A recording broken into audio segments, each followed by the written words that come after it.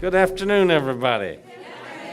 Hey, if you don't have energy like now, I mean, this is a big, big thing that we're getting to announce here this afternoon. So for a Friday afternoon treat, and I'm sorry here, and HUD has done just like this incredible job of signaling that, you know, something good could be happening, but we don't know quite how good it will be.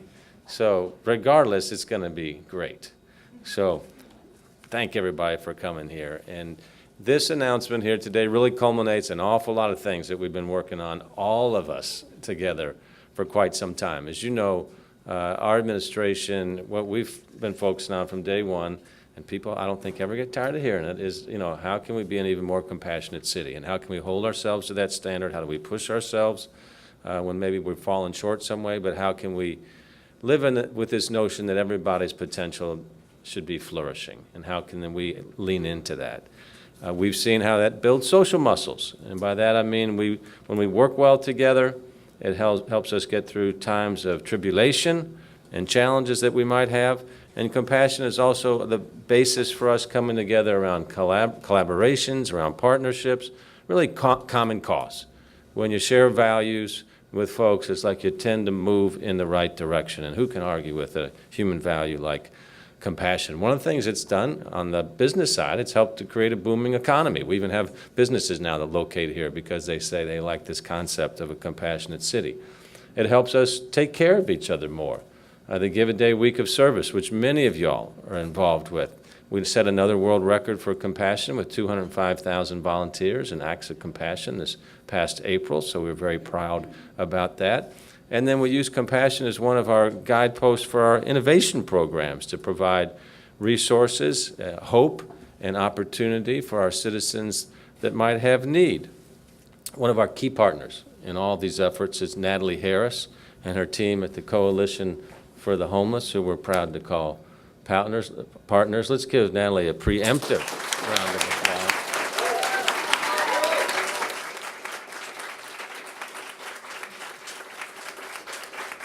Yes. So for everybody that works with the Coalition, that works with our street teams, our outreach workers, this is why we work hard, so that people can recognize, so we recognize our hard work, so we get resources, so we can do more good work. We have a track record, too. Good things don't happen if you just are kind of laying around doing nothing. And we have done a lot as a community, both individually with you all, collectively as your groups, with us as a city. In 2014, we were one of the first cities in the country to embrace the White House's challenge to eliminate veterans' homelessness. This, of course, was an initiative that was led by Michelle Obama and ably followed by her husband. And they gave resources to cities, housing vouchers, to help us develop processes so we could identify vets who served our country but were now living on the streets. So we worked to provide secure housing for 360 known homeless veterans at that time in our city. And then we achieved functional zero by November 2015. So that means we have a process in place. We continue to have that process in place where if you're a veteran, you can find a home in our city, and we'll help you find that. So we were one of the first cities in the country to achieve that, and we did that again because of the great team that we have here. And then on August 1st of 2017, the Coalition for the Homeless and community partners launched the 100-day challenge to house homeless youth. And the goal was to house at least 100 youth and young adults in our city by November the 8th of that year. All the city, once again, Natalie, we come together around common cause to say, how can we help each other? What are the obstacles? How can we eliminate those obstacles? And we learned a lot during that process. It became clear that to really meet the young citizens' needs, we really have to understand in intimate detail what each individual's obstacles are, where they've come from, what they've been through, what they're facing in real time. And we know there's serious challenges with homelessness in general, with youth homelessness in particular. Challenges like substance abuse, mental health issues, physical health issues, PTSD. Some of them have been victims of human trafficking. Tough, tough stuff. And many of the young people are not dealing with just one of these issues. They're dealing with several of these issues at the same time. But by coming together around our learnings, we exceeded the goal of 100, and we housed 115 youth within those 100 days. I'm proud of our city. Yeah.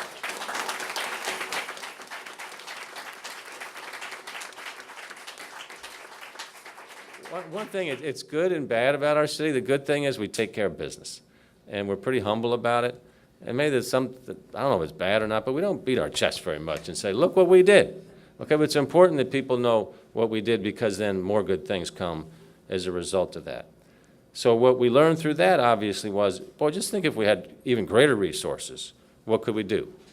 We could house more young people, get them on the path to a healthy, stable, productive life, and that's a dream that we all share. So that's why I'm excited to share with you today that additional resources, they're on the way to help continue this work. Look at these guys, they're nodding their heads, and it's like a secret, what's it gonna be? Now, so I was really happy to see this event being scheduled here for Friday afternoon for all kinds of reasons that you know about how we care about our city. But I was also really happy to see that Chris Taylor was going to be joining us here. Chris was in our HUD office, ran a big part of our local HUD here for several years, and became just a tremendous ally, resource for the city, and just overall wonderful human being. He received a promotion within HUD. He moved to Atlanta, so we were happy for him. We were sad for our city. But he's the kind of person that just gives all of us in public service a great reputation. So, Chris, we couldn't appreciate you more, and please come up here and share a few details with us. Chris Taylor.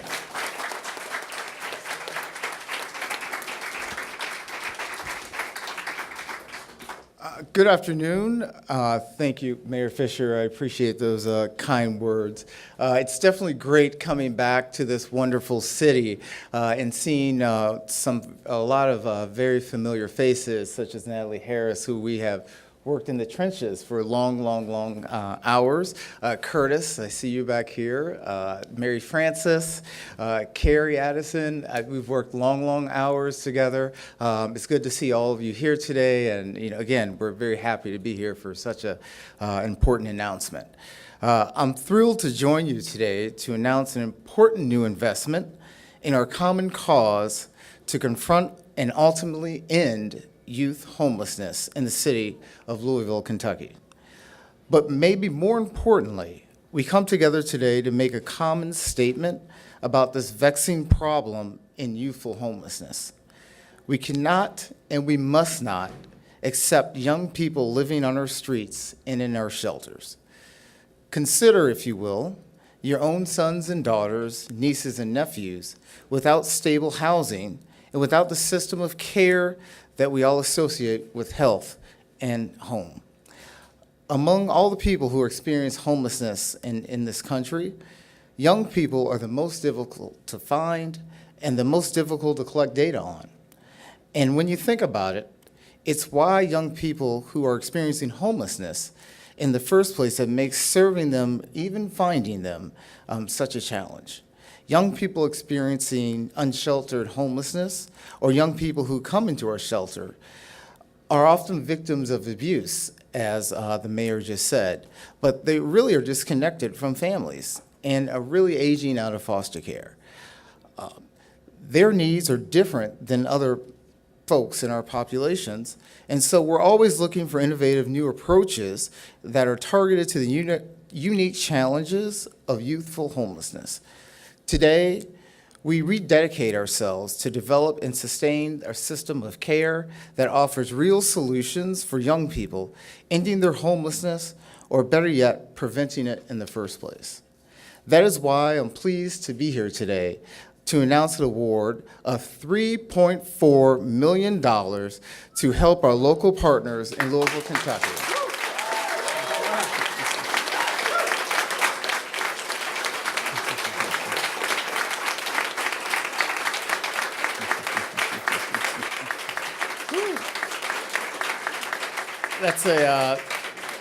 That's a really good chunk of change, and I think it will make a difference here in this community. HUD's Youthful Homeless Demonstration Program supports a wide range of housing interventions, including rapid rehousing, permanent supportive housing, transitional housing, and host homes. But folks in Washington won't be designing these interventions. Sorry, Lisa. You guys will. And I used to be at headquarters with Lisa years ago when I didn't have gray hair, so I can joke around with her when we talk about people in Washington. This is just the second year of the program, and from the very start, we knew that it had to be successful and that young people had to be at the table to make this successful. To ensure the Youthful Homeless Prevention Demonstration Program meets the needs of young people, HUD relied on the recommendations of young people who are experiencing homelessness themselves. Their input, their lived experiences helped ensure that the communities selected for this funding understand the needs and preferences of young people they will serve. So in the coming months, we look forward to reviewing the community-based plan that you all developed so we can begin to put this money to good work and do the heavy lifting to end homelessness in the community here. For our part, HUD will stand shoulder to shoulder with the Coalition for the Homeless. And again, congratulations to you all and your community for this reward, and we look forward to working with you all in the future. With that, I want to introduce Lisa here to come and say some remarks as well. To the distinguished mayor, thank you, Chris, and all of you assembled here. I just wanted to congratulate you. I'm super excited about this endeavor. I have to tell you, I met with the coalition a couple of weeks ago. They had no idea they were winning. I knew. And so I had the opportunity to sit across the table and hear all the great things that you guys are planning to do. And I just wanted to let you know that Assistant Secretary Ratcliffe, along with me and the folks back in DC, we are rolling up our sleeves, ready to go, and we're just gonna end youth homeless here too. So I wanted to congratulate you again, and I'm super excited to be a part of this with you.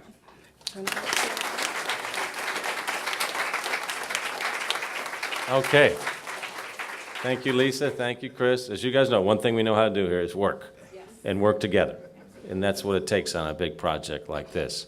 So we're really happy to have Natalie Harris as a critical member and critical leader of the team who helped with her planning to pull so much of this together along with Louisville Metro Government and all of our partners here to put a proposal in front of HUD that obviously they've responded to very, very favorably.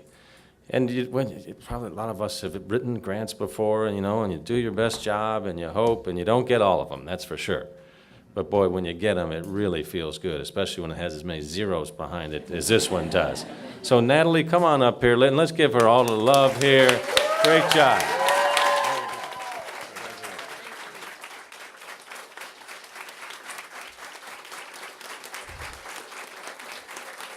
Thank you.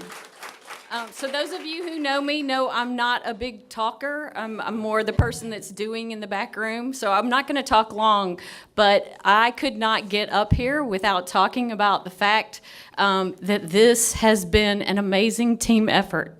And anybody who knows about this effort knows that there were 70 different agencies, and that's a lot more people, just 70 agencies involved in coming together to start working on youth homelessness in our community.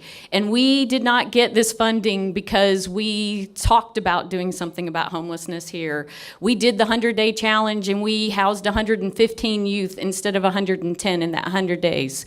We met every week. We tried to figure out what's the new thing we can do that we haven't been doing already so that we can house one more youth. We created a list, and that list started with 220 names of known young people in our community that we know are homeless. And any of you who work with youth in the homeless community know that if there's 220 that are homeless right now, there are a whole lot more who are very precariously housed and are right on the edge and are going to come in and out of homelessness as well. We've gotten that number down to 106, and so we can't just be working on what are we going to do about that 106, but what are we going to do about all the disconnected youth in our community to make things better? How are we going to do more Family Scholar House? How are we going to do more tailored? How are we going to do more Home of the Innocents? How are we going to expand the Y programs and our new UP program? And we've got to keep doing more and more and more, and I know we can meet this challenge. I also have to say thank you to HUD. You have just given us so much more strength and energy as we do this work. There are times when we kind of lose a little bit of the energy and we kind of go down for a while, and we have gotten that energy back, and I can feel it in this room, and I know everybody can't wait to show up for the August 8th meeting where we're all going to figure out what we're doing next. So I hope to see you there. I also want to say that having this money doesn't solve everything.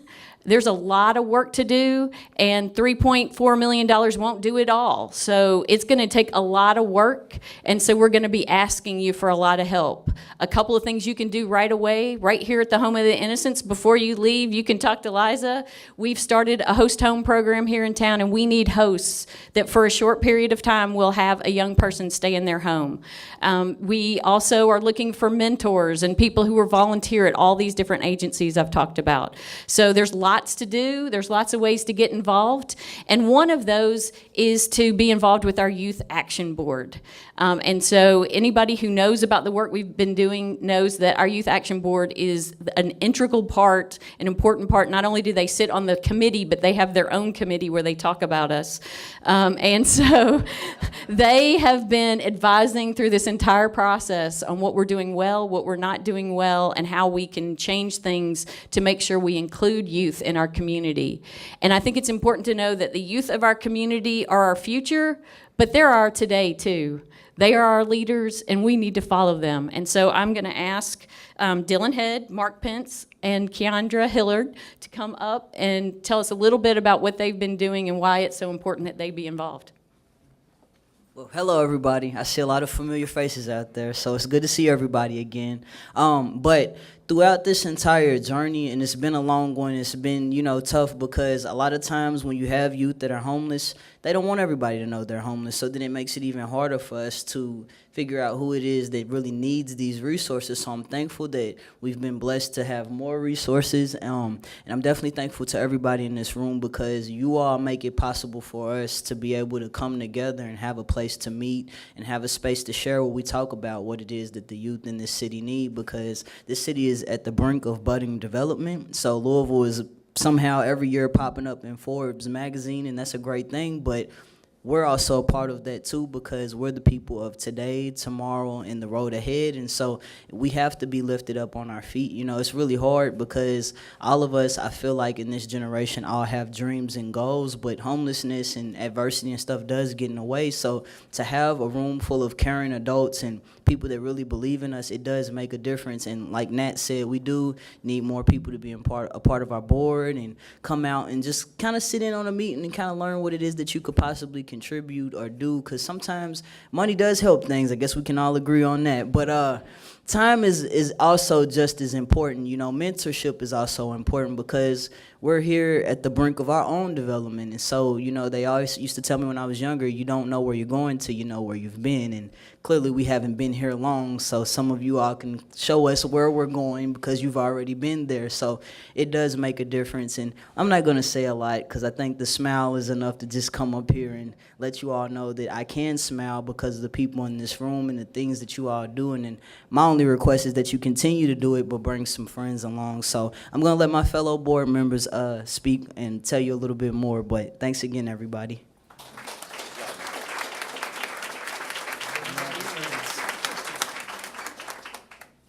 My whole point of the board is bringing realistic, asking the tough questions that they're afraid to ask or answer, just being honest with the questions they don't want to be honest with, basically. Very good.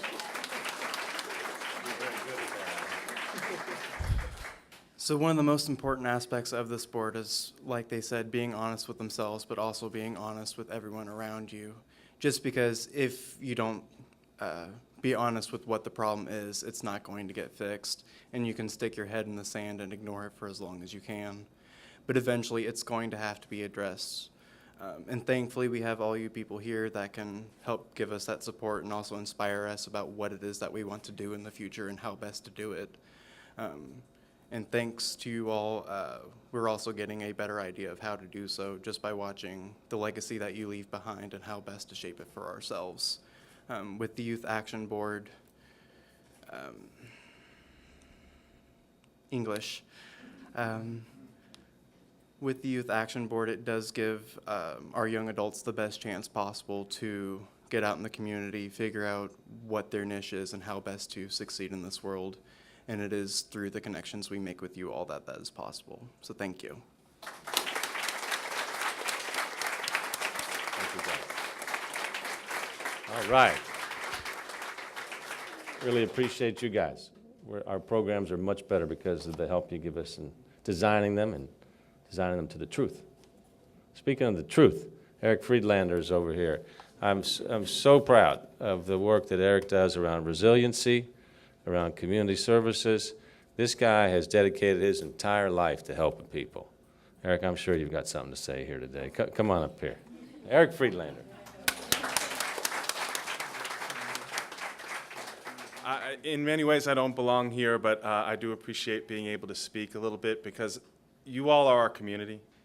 You all are our community, and we really do come together to make a difference. The things we learned from housing homeless youth, the things now we moved forward to the Homeless Encampment Task Force, we've learned so much together. This will help us learn even more, and I think it really speaks to the aspirational goal that we have of being a compassionate community. This is that in action. And we have that in action every day. I want to thank the UP partners, the United Partners. They just had an opening today for a brand new Women and Children's Day shelter. Brand new. It was a missing piece of our continuum. We have a few of those, and this will help us address that. So, Natalie, thank you for the tremendous work that you do. Everybody here, you all know the tremendous work you all do. This is my Center for Women and Families tie. So I'm just glad to have the opportunity to speak. Thank you very much, HUD. Thank you all. Great job to everybody. There's awful lot of people to thank. That said, I want to thank HUD for many ways that you guys are helping us. Of course, we have the Choice Neighborhood Grant that we're executing right now, reimagining Russell and Beecher, which is developing into a $250 million project levered up, a part of almost $1 billion going into West Louisville right now. So you guys were the catalyst for making that happen, and that's having a ripple effect through our city. So big project. Thank you for this project right here because it really kind of addresses the heart and soul of our city and what we're trying to do together. So thank you for believing in us. I want to thank the Home of the Innocents for the wonderful job that they do every day. Natalie, thank you for all the great work that you and the coalition and all of your partners do for us every day. You don't take a day off when it comes to homelessness, as we all know. So thank you for your 24/7 steadfast work. Youth Advisory Board, again, good job. Let's listen to these folks. YMCA Safe Place is a critical partner, tailored by Centerstone, Louisville Homeless Youth Committee, the Youth Action Board, as I said, the Center for Women and Families, Louisville Metro Government's Department of Resilience and Community Services. The Housing Authority obviously is critical on this. And LMPD has been a great partner in terms of helping us understand where to go, what the issues are to deal with, some possible solutions moving forward. I see Youth Build in the house, Family Scholar House in the house, just many, many more folks here. So I just want to say thank you. This effort right here, our city, when we come together, which we frequently do, and we've got challenges, like every city has challenges. The question is, how do we address them? And I think this represents the spirit of our city here today, and this major award from HUD will help us help more people, specifically homeless young people. And it's just one more testimonial to the national reputation that our city has developed as a city of compassion and innovation, and a city where we know how to get things done. Amen. All right. Thanks, everybody, for coming out here on Friday afternoon. This has been a Metro TV production, a public service of Louisville Metro government.